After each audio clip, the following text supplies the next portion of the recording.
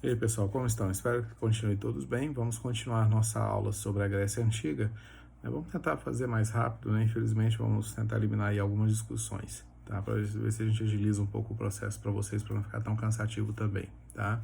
Nós vamos falar agora sobre a questão da formação das polis na Grécia Antiga e a invenção da democracia em Atenas, né? O princípio da democracia, entender esses preceitos. Bom, só para a gente entender, né? Inicialmente a organização da sociedade grega é a partir de comunidades, né? Com traços de ancestralidade. Então eles vão basear-se no princípio, né? De chefia a partir dos núcleos, dos clãs, que nós vamos chamar de gene, e ali o mais velho, né, por uma questão de laços ancestrais, de ancestralidade, ele assume o comando.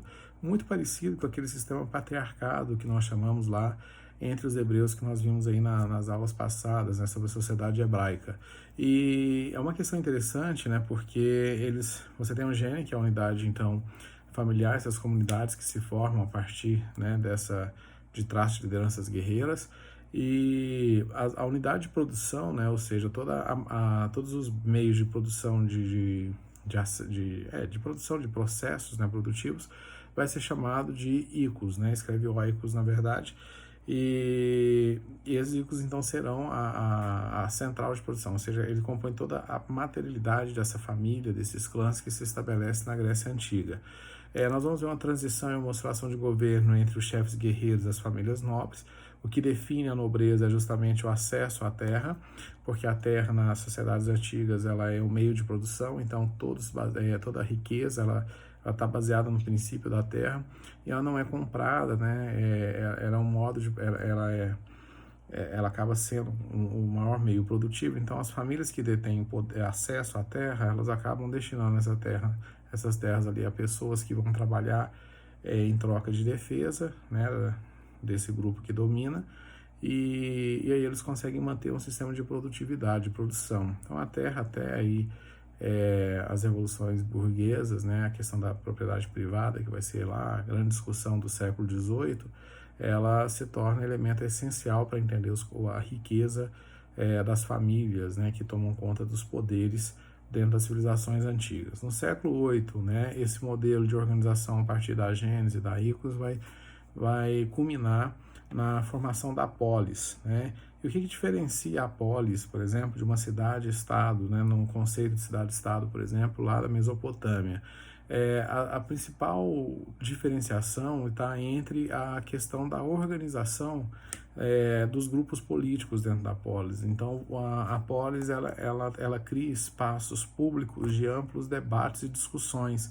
Não está mais organizado somente na questão dos palácios, como nós vimos até mesmo na formação da Grécia mais antiga um pouco, como nós vimos na aula passada, né? Então você tem espaços de discussões e debates muito amplos e as decisões só são tomadas depois que esse processo ocorre. Nos primeiros tempos, né, eram poucos que podiam efetivamente participar do governo, então havia uma restrição muito grande aos grupos sociais, né, que poderiam fazer parte desse processo, e os monarcas, né, foram aos poucos substituídos por magistrados eleitos pelos nobres, e aí sempre mantendo ali um conselho, né, que vai ser centro de vida política. E entre os séculos 8 e 6 a.C., nós vamos ter o que nós chamamos de polis aristocrática. E aí, alguns conceitos, né, muitas vezes o aluno não entende, não é nem a história, né, a falta de entendimento de alguns conceitos faz com que nós não conseguimos entender o processo. O que é aristocracia?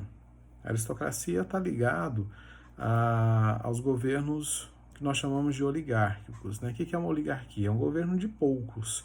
É quando nós temos poucos grupos que dominam o poder naquela localidade.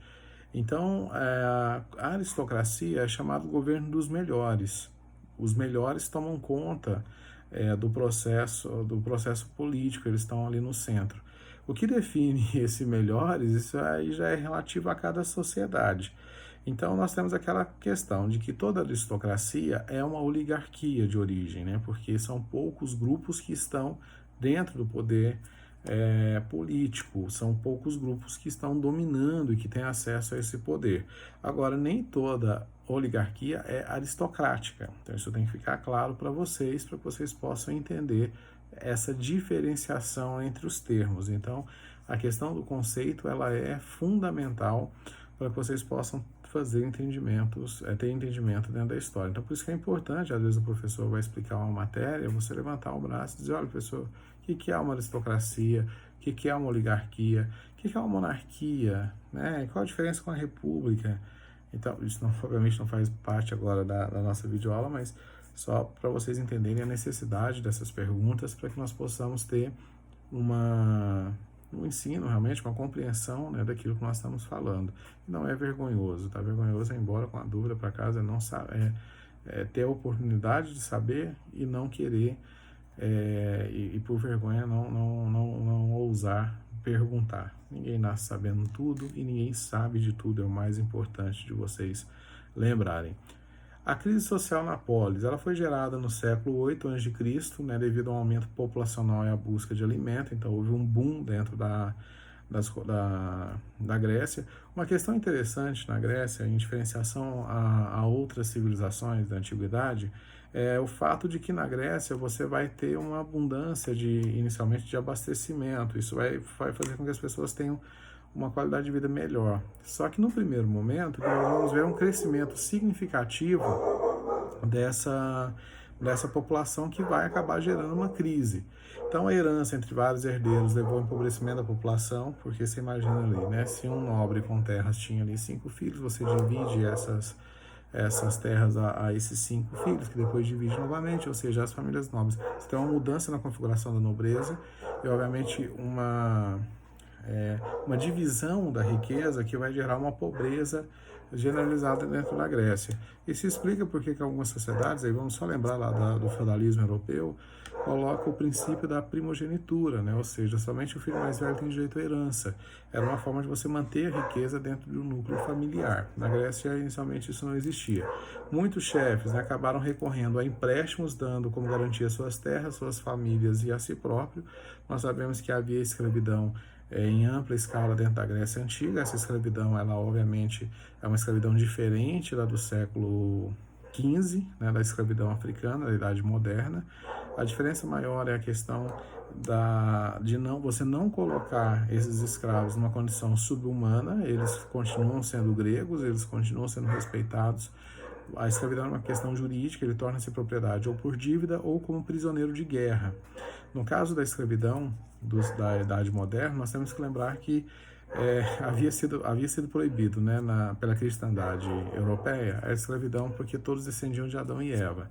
E quando você chega no continente africano, encontra ali a África subsaariana principalmente, e a gente já sabe, nós sabemos que tinham relações escravagistas dentro do continente africano, a Europa vai querer, obviamente, pegar esse gancho comercial de escravos, né? Havia procura para isso, e depois dos sistemas coloniais estabelecidos, mas um pouco antes, a Igreja Católica ela vai lançar, né, tem uma bula papal, Romanos Pontifex, de 1455, que vai autorizar Portugal a escravizar os africanos, com o princípio da maldição de Cã, que é um princípio bíblico, só que, obviamente, na maldição de Cã não se fala exatamente para onde Cã foi, né, mas tem uma pequena passagem, questão de um reino da Etiópia, mas, enfim, forçaram muito a barra para dizer que os amaldiçoados, né, os descendentes de Cã eram africanos. Isso justificava a escravidão na Idade Moderna e colocava essa escravidão num sentido muito mais desumano do que a própria escravidão já é,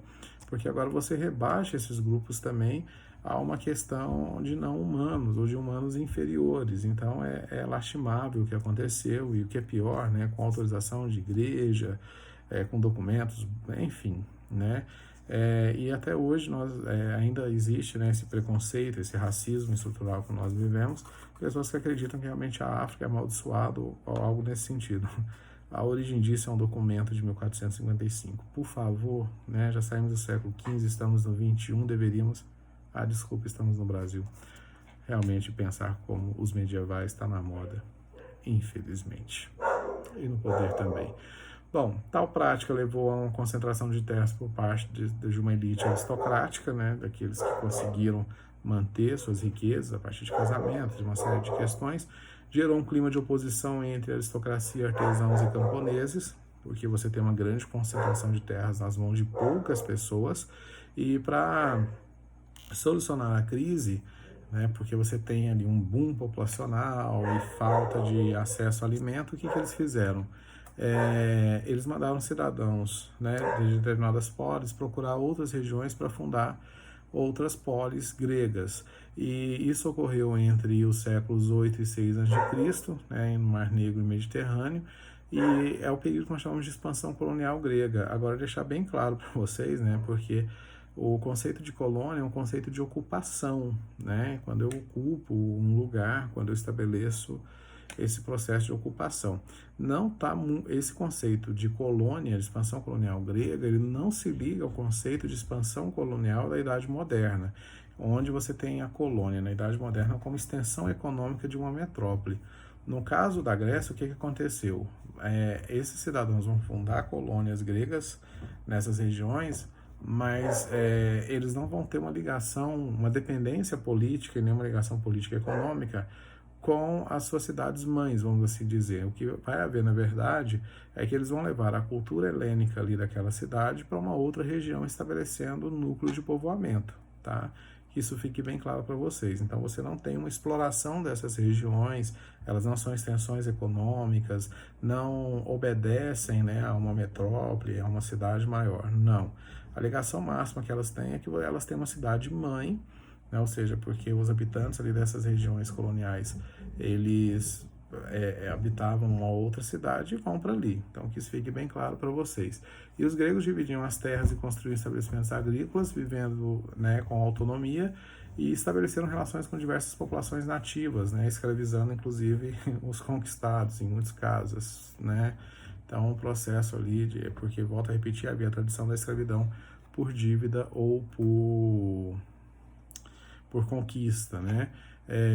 E aí no slide que eu mandei para vocês tem um mapinha da expansão grega para vocês verem onde é que eles vão dominar, né? Quais são as áreas dominadas pelos gregos. Bom, a colonização resolveu o problema da Grécia Antiga? A resposta é não, né? As tensões sociais, né, dos grupos, a elite, ela se estabelece, as tensões elas continuam, e o cidadão comum ele vai começar a compor o exército grego, né, a falange hoplítica, e isso vai fazer com que esse cidadão, né, ele queira direitos, né, ele queira ali que o Estado retorne a ele o papel que ele executa dentro desse Estado, e ele executa um papel fundamental para o Estado, que é de proteção, né, e também de expansão, muitas vezes, e a instituição do direito escrito foi uma das respostas dadas pelas cidades-estado, né, para poder tentar conter um pouco essa crise gerada. E aí nós temos alguns, né, legisladores que são considerados lendários, né? Não se sabe com exatidão se existiram ou não, não há evidências históricas que mostram sua existência, como o Licurgo em Esparta e o Drácon em Atenas. Não sei se vocês já ouviram a expressão draconiana, né, leis draconianas, alguma coisa nesse sentido. Né? Drácon é conhecido como um tirânico, né, ditatorial, então leis draconianas são leis, ou políticas draconianas são políticas severas, né, de práticas severas. É isso que significa dentro do conceito de hoje, né, lembrando aí esse legislador lendário da Grécia Antiga. Mas houveram legisladores reais, né, ou seja, que fizeram realmente leis que nós conhecemos, que foi deixado aí vestígios para saber da sua veracidade, como Solon no século VI antes de Cristo, né? O que o Solon fez em Atenas? O que nós sabemos que ele fez? Ele faz algumas reformas significativas na tentativa de conter as revoltas sociais dentro de Atenas, né? Então, ele vai abolir a escravidão por dívida, e isso vai fazer com que a venda e a compra de escravos aumente, né? Porque agora a escravidão ela é por prisioneiros de guerra, e vai limitar também o tamanho das propriedades individuais, né? Isso vai ser interessante porque ele não vai permitir mais grandes latifúndios, né? Vai organizar censitariamente a sociedade, isso vai gerar os grupos sociais, né, de Atenas, né? Então ele vai dividir os cidadãos em 4 categorias de acordo com a faixa de renda anual. Os estrangeiros, os escravos e as mulheres estavam excluídos do processo de cidadania. Quando a gente for falar de democracia, nós vamos falar um pouquinho aí dessa ideia, dessa noção de cidadania, porque a democracia ela tem já estou falando, né? Vou deixar para a hora. Ele vai criar um tribunal de justiça, onde todos os cidadãos podem levar suas queixas e acusações aos tribunais. Os membros eram escolhidos por sorteio, né, numa tentativa aí de ser, entre aspas, democrático, né, porque o sorteio ele é o mais democrático possível. As medidas não contiveram a insatisfação da população, e a aristocracia ficou descontente com a perda de privilégios, né, porque eles vão achar absurdo que o Solon vai fazer. E em 546 a.C., o general, né, Pisistrato, ele tomou o poder em Atenas e instalou uma tirania. A tirania era um princípio político muito utilizado em algumas cidades, estados gregas, e Atenas usou a tirania.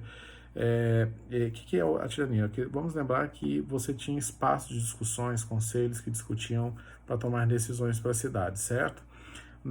Em momentos de crise, seja de crises internas, crises externas, de guerra, você retira esses conselhos, você retira esses espaços de discussões e transfere o poder nas mãos de uma pessoa, né?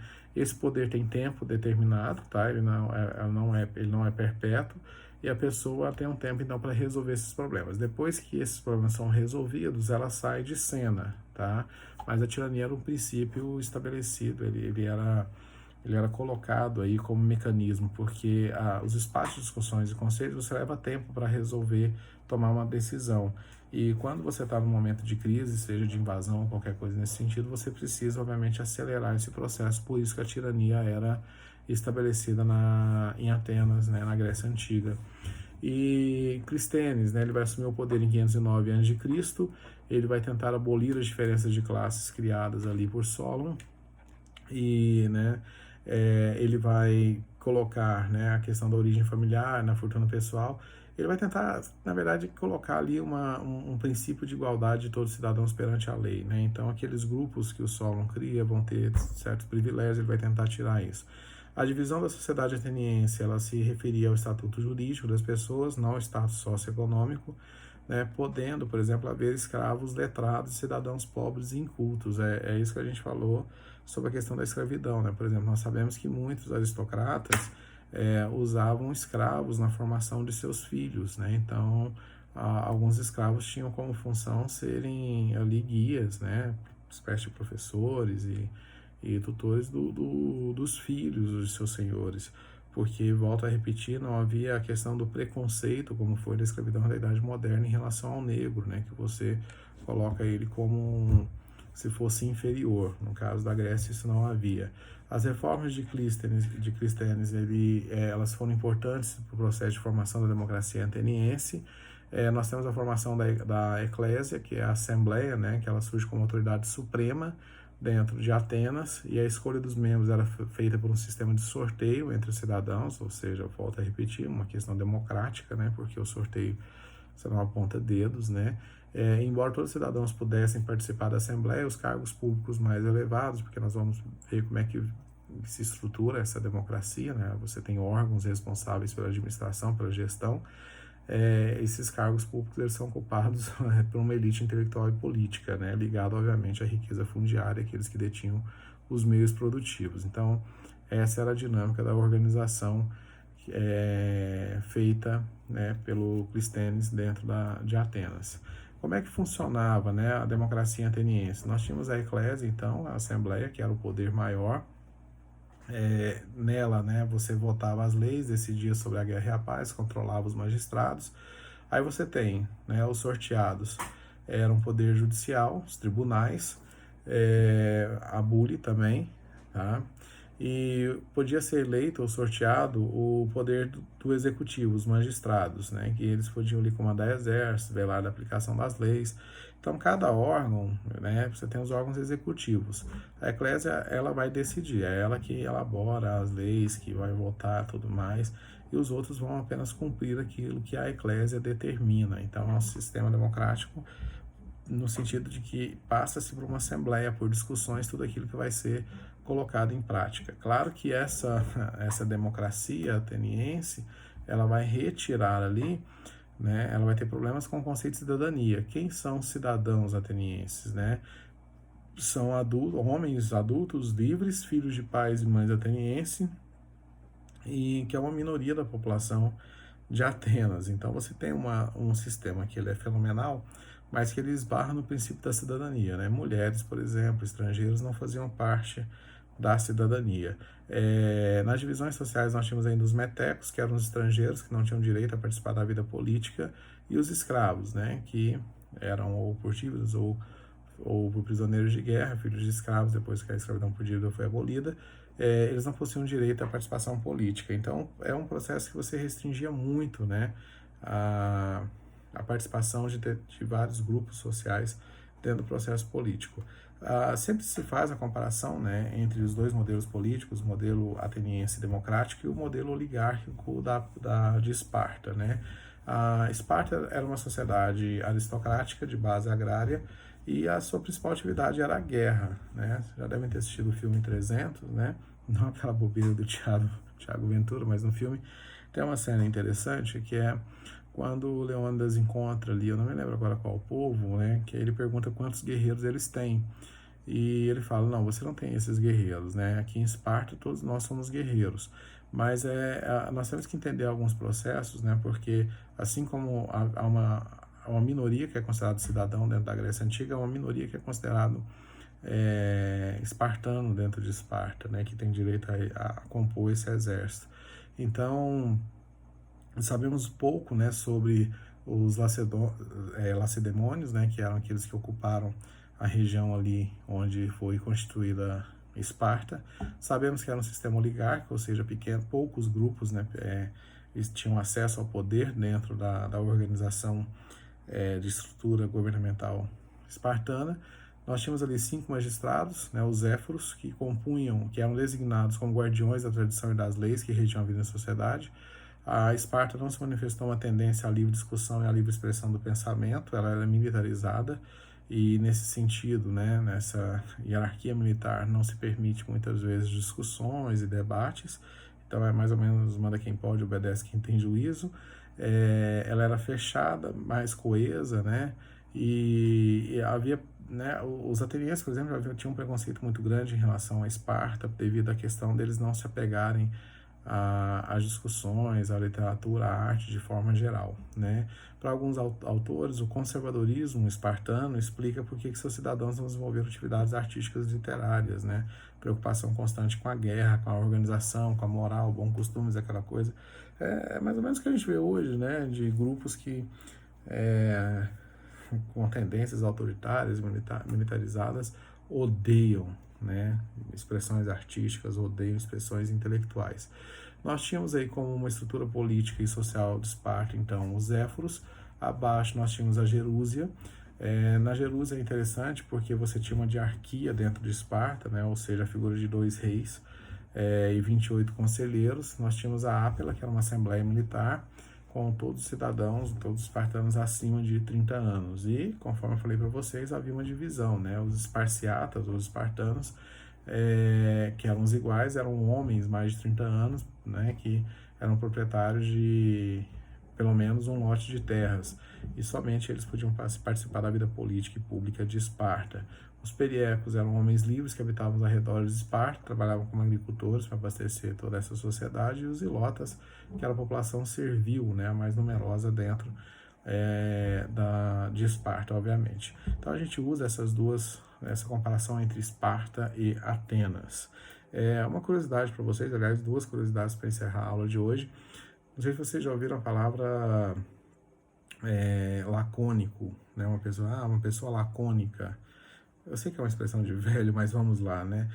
Lacônico é um termo que é utilizado para dizer que a pessoa que tem vocabulário curto, que não consegue debater ideias, não tem grandes conhecimentos. A origem da palavra está, né, justamente em Esparta, né? Porque Esparta, ela, como sociedade militarizada e tudo mais, ela se situava na planície da Lacônia, né? Então os habitantes de Esparta eram chamados de lacônicos, e como eles tinham essa estrutura militarizada e muitas vezes não permitia as discussões dentro não havia ali desenvolvimento literário, artístico, né? Então os povos lacônicos eram povos de vocabulário curto, porque não sabiam discutir e de pouco conhecimento, e por isso o uso da expressão lacônico. E uma outra questão também curiosa, que senti falta no livro de vocês, é a questão do século de Péricles, né, que é o século 5 a.C. na história grega, que é onde você tem um auge, o esplendor de Atenas, onde você tem toda aquela questão da filosofia, da questão da cultura grega de forma geral, né. O governo de Péricles foi extremamente importante e foi um período também de grande prosperidade, principalmente para Atenas, e é o período áureo aí, né, o grande auge da civilização grega.